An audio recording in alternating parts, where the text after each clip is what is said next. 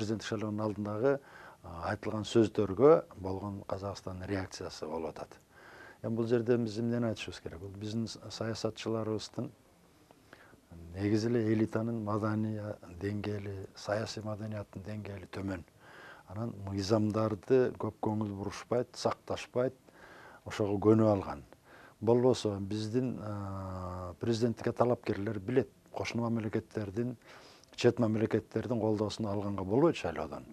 Аларды шайлоого аралаштырганга болбойт. Финансын болобу, башка жагын болобу, буга мыйзам тыюу салат. Кийинки конституциялык мыйзамда да бул так жазылган. Ошого карабай туруп, кошуна мамлекеттердин барып колдоосун алганга аракет кылып, мына ошол чатактын башы ошондон чыкты. Ошондон ырбап кетти, көрдүңүзбү? Бул азыр уже ал жагы унутулуп калып атат. Бул маселе унутулбаш керек. Бул коомчулуктун алдында жооп берип, жанагы зыян тарткан адамдарга ошол иштей баштаган адамдар ошолордун жүгүн жеңилдетиш керек. Бул маселени коомчулук көтөрөт баары бир эртелби кечпи. Ким күнөөлүү экендиги элдин баары эле билет.